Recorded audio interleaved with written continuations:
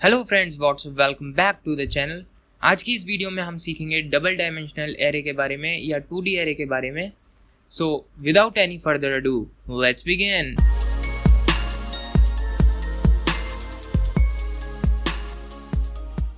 तो double dimensional array या 2D array को एक्सप्लेन करने से पहले जल्दी से हम रिवाइज कर लेते हैं कि एक एरे क्या होती है। और लास्ट वीडियो में जैसे कि हमने सीखा था 1D एरे के बारे में, वो भी हम जल्दी से रिवाइज कर लेते हैं और फिर हम 2D एरे के बारे में सीखेंगे। So what is an array? Array एक सिंगल वेरिएबल होता है जिसमें हम सेम टाइप ऑफ डेटा को स्टोर करा सकते हैं। अब ये डेटा कौन सा हुआ? डेटा में बी इंटीजर्स, स्ट्रिंग्स, कैरेक्टर्स एटसेट्रा। तो ये हमारा डेटा होता है। 1D एरे में या सिंगल डायमेंशनल एरे में जो एलिमेंट्स स्टोर होते हैं वो होते हैं एक सिंगल रो में। लेकिन जो 2D एरे का कॉन्सेप्ट आता है उसमें जो हमारा डेटा स्टोर होता है या डेटा एलिमेंट्स जो स्टोर होते हैं वो होते हैं मैट्रिक्स या टेबुलर फॉर्म में। इट मीन्स वो स्टोर होते हैं in the form of rose and columns. तो सबसे पहले हम देखते हैं कि ये टेबुलर फॉर्म कैसा होता है। तो ये हमारे पास एक टेबुलर फॉर्म है या मैट्रिक्स कह सकते हैं हम इसको। तो यहाँ पे जो एलिमेंट्स स्टोर हैं ये रोज एंड कॉलम्स के फॉर्म में स्टोर्ड है। तो जो हमारा हॉरिजॉन्टल लाइंस होती हैं वो होती हैं रोज, और जो ये वर्टिकल लाइंस होती हैं ये होती हैं कॉलम्स। इनकी नंबरिंग 0 से स्टार्ट होती है। तो ये 0, 1, 2, 3 एंड ये 0, 1, 2, 3। तो ये हमारा डेटा एलिमेंट ऐसे स्टोर होता है। इसका जो ऑर्डर होता है वो होता है 3x3 का। इस पर्टिकुलर मैट्रिक्स के लिए इसका ऑर्डर है 3x3 का। हम किसी भी ऑर्डर की मैट्रिक्स बना सकते हैं, सपोज 2x3 की, 3x2 की एटसेट्रा। अब यहाँ पे इन सब नंबर्स की एक पर्टिकुलर पोजीशन होती है। तो अगर हम इसकी पोजीशन देखें तो ये 0th रो और 0th कॉलम पे है। तो इसकी पोजीशन हुई 0, 0, इसकी हुई 0, 1, इसकी हुई 0, 2 और इसकी हुई 0, 3। अब हम इसे पहचानेंगे कैसे कि ये 0, 3 है? तो हमारा एक वेरिएबल होगा सपोज m।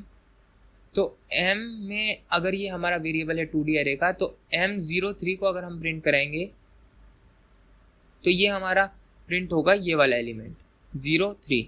और इस पूरी मैट्रिक्स को हम किसी एरे वेरिएबल से रिप्रेजेंट करेंगे।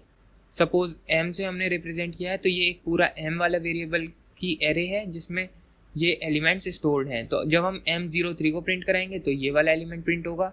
जब हम m 2, 3 को प्रिंट कराएंगे तो ये 2 ऐसे और 3 ऐसे। तो जहाँ पे ये इंटरसेक्ट होगा ये वाला एलिमेंट प्रिंट हो जाएगा। अब हम देखते हैं कि एलिमेंट इसमें स्टोर कैसे होते हैं। तो सपोज कीजिए अगर हमारे एरे का वेरिएबल है m, तो अगर हमने m3 नाम से एक एरे बनाई तो ये एक सिंगल डायमेंशनल एरे हुई, जैसे कि आप देख सकते हैं। तो इसकी पोजीशन होगी 0, इसकी होगी 1 और इसकी होगी 2। तो m0 इसको रिप्रेजेंट करेगा, m1 इसको रिप्रेजेंट करेगा और m2 इसको रिप्रेजेंट करेगा।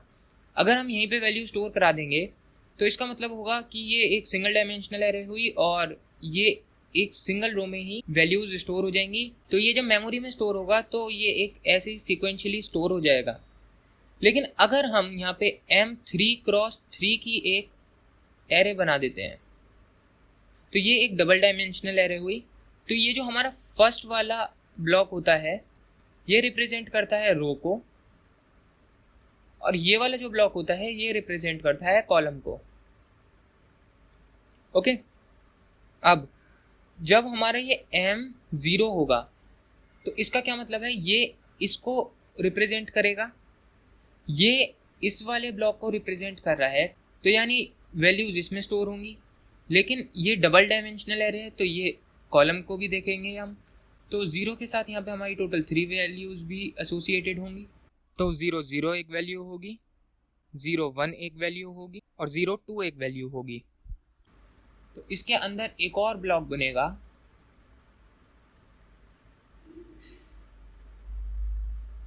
और जिसकी नंबरिंग भी कुछ ऐसे होगी 0, 1 एंड 2।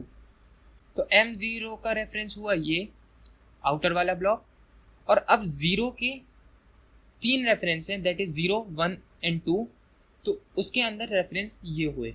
तो जब हम M00 को रेफरेंस देंगे तो हम इस वाले ब्लॉक को रेफरेंस देंगे, जब हम M01 को देंगे तो हम इस वाले ब्लॉक को रेफरेंस देंगे, और जब हम M02 को रेफरेंस देंगे तो इसका मतलब है हम इसको रिप्रेजेंट करेंगे। ओके, अब ऐसे ही जब वैल्यूज इंक्रीज होंगी, M1 होगी, M1 यानी इसका रेफरेंस है तो हम इसको रिप्रेजेंट कर रहे हैं। M10 यानी इसके अंदर भी टोटल 3 ब्लॉक्स बनेंगे, 0, 1, 2, और सेम इसके लिए भी 3 ब्लॉक्स बनेंगे, 0, 1, 2। तो जब हम कहते हैं M21 तो इसका क्या मतलब हुआ, M2 वाले को रेफरेंस मिलेगा यानी इस वाले ब्लॉक को रेफरेंस मिलेगा, तो यानी हम इसको कंसीडर करेंगे M2 को।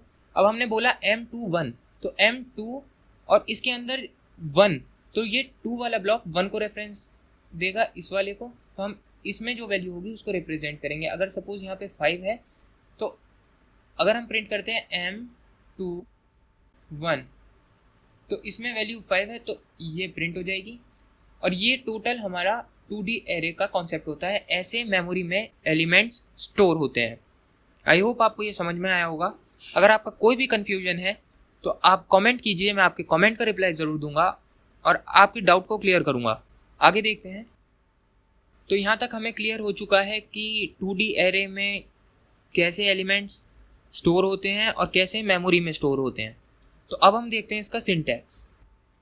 तो सबसे पहले हम एक डेटा टाइप को डिक्लेयर करते हैं, फिर एरे वेरिएबल आता है हमारा, और फिर यहाँ पे 2 ब्लॉक्स आते हैं। फर्स्ट वाला ब्लॉक रिप्रेजेंट करता है रोज को और सेकंड वाला रिप्रेजेंट करता है कॉलम्स को। फिर न्यू ऑपरेटर का यूज़ करते हैं हम, और फिर डेटा टाइप लिखते हैं, और फिर यहाँ पे हम कैपेसिटी लिखते हैं। तो ये 3 और 3, इसका क्या मतलब हुआ, इसका मतलब हुआ 3 रोज एंड 3 कॉलम्स की हमारी कैपेसिटी है। तो अगर हम इस वाली मैट्रिक्स को देखें तो यहाँ पे हमारी टोटल 3 रोज हैं और 3 कॉलम्स हैं। तो ये एक 3x3 की मैट्रिक्स हुई, या हम ये कह सकते हैं ये एक 3x3 की 2D एरे हुई। तो यहाँ पे हम जो एलिमेंट्स स्टोर करेंगे वो टोटल हो जाएंगे 9, 3 × 3 = 9। तो यहाँ पे टोटल 9 एलिमेंट्स स्टोर हो जाएंगे। यहाँ पे आप इस कैपिटल आई को इग्नोर कीजिएगा, हमेशा आई स्मॉल ही होता है। यहाँ पे अगर हम ब्रैकेट्स को पहले लगा दें तो भी कोई प्रॉब्लम नहीं है, ये करेक्ट वे है। न्यू ऑपरेटर का यूज़ होगा, फिर डेटा टाइप आएगा, और फिर हम कैपेसिटी मेंशन कर देंगे। अगर स्ट्रिंग की एरे बना रहे हैं तो हम ऐसे बनाएंगे 2D एरे। यहाँ पे टोटल 3 रोज होंगी और 2 कॉलम्स होंगे। अब अगर आपको लगता है स्ट्रिंग की एरे कैसे बनती है, तो यहाँ नंबर्स की जगह नेम्स आ जाएंगे। ये 3x2 की है, तो यहाँ पे टोटल 3 रोज होंगी और 2 कॉलम्स होंगे, यानी ये यहाँ तक की एरे होगी बस। तो यहाँ पे एक नाम, यहाँ पे एक नाम, यहाँ पे एक नाम, यहाँ पे एक नाम, यहाँ पे एक नाम, और यहाँ पे एक नाम आ जाएगा। सेम ऐसे ही यहाँ पे हम डबल डेटा टाइप की भी एरे बना सकते हैं, और ये ऐसे ही डिक्लेयर होगी। आई होप आपको सिंटैक्स भी समझ में आ गया होगा। अब हम देखते हैं कि 2D एरे को हम इनिशियलाइज कैसे करते हैं। तो int m, फिर हम 2 ब्रैकेट्स लगाएंगे। तो यहाँ पे हमारे टोटल 2 ब्रैकेट्स होंगे, फर्स्ट वाला रो के लिए एंड सेकंड वाला कॉलम के लिए। फिर हम 2 कर्ली ब्रैकेट्स लगाएंगे और फिर हम वैल्यूज़ को इनपुट करेंगे, फिर एक ब्रैकेट बंद कर देंगे, फिर कॉमा से हम सेपरेट करेंगे वैल्यूज़। तो अगर आप इसे ध्यान से देखो तो हम देख सकते हैं कि ये हमारी एक एरे हुई 1D, और ये हमारी 1D एरे हुई। तो यहाँ पे हमारी 2 1D एरे हैं, और 1D एरे के अंदर भी 2 एलिमेंट्स हैं। जैसा कि मैंने मेमोरी एलिमेंट से आपको बताया था, सेम वही है। इसको हम 0 से रिप्रेजेंट कर देंगे, इसको हम 1 से रिप्रेजेंट कर देंगे, और अंदर के एलिमेंट्स को भी हम 0 और 1 से रिप्रेजेंट करेंगे। तो ये भी 0 और 1 से रिप्रेजेंट होंगे। तो जब हम कहते हैं 0 0 को प्रिंट करना है M00 को, तो ये वाली वैल्यू प्रिंट होगी। अगर हम कहते हैं M10 को प्रिंट करना है तो ये 1 और ये 0, ये वाला 13 वाला नंबर प्रिंट हो जाएगा। अगर हम स्ट्रिंग टाइप की एरे में देखें तो ये एक 1D एरे हुई और ये एक 1D एरे हुई। इसमें 2 एलिमेंट्स हैं, ये रहे, और इसमें भी 2 एलिमेंट्स हैं, ये रहे। दोनों कॉमा से सेपरेट हैं, और यहाँ पे भी एक कॉमा यूज़ हुआ है। तो ये 0 और ये 1, और फिर अंदर के एलिमेंट्स के लिए भी 0 1 एंड 0 1। तो ये ऐसे रिप्रेजेंट करते हैं हम 2D एरे को। इनिशियलाइजेशन ऐसे ही होता है और बहुत ही ईजी है। सो आज की वीडियो में इतना ही। आई होप आपको ये कॉन्सेप्ट क्लियर हुआ होगा और आपको सीखने को मिला होगा। नेक्स्ट वीडियो में हम कुछ प्रोग्राम्स देखेंगे। सो अगर आपको अभी भी कोई डाउट है या कोई भी प्रॉब्लम है तो आप कमेंट कीजिए, मैं आपके कमेंट का रिप्लाई ज़रूर दूंगा। और अगर आपने मुझे अभी तक इंस्टाग्राम पे फॉलो नहीं किया है तो इंस्टाग्राम पे फॉलो कर लीजिए। अगर आपको ये वीडियो अच्छी लगी है तो वीडियो को लाइक कीजिए। चैनल को अगर आपने अभी तक सब्सक्राइब नहीं किया है तो चैनल को सब्सक्राइब कीजिए और बेल आइकन को ज़रूर प्रेस कर दीजिएगा। अगर आपने इस वीडियो को अभी तक शेयर नहीं किया है तो वीडियो को प्लीज़ शेयर भी कर दीजिए। अगर आपको जावा से रिलेटेड प्रोग्राम्स के सोर्स कोड या एल्गोरिथम चाहिए तो आप मेरी वेबसाइट bluejcode.blogspot.com पे जाके विजिट कीजिए, आपको वहाँ पर मिल जाएंगे। वेबसाइट का लिंक डिस्क्रिप्शन में भी दे रखा है तो आप वहाँ से भी विजिट कर सकते हैं। So that's all in this video. Thank you for watching. मिलता हूँ मैं फिर आपसे नेक्स्ट वीडियो में। Till next time, take care and bye bye.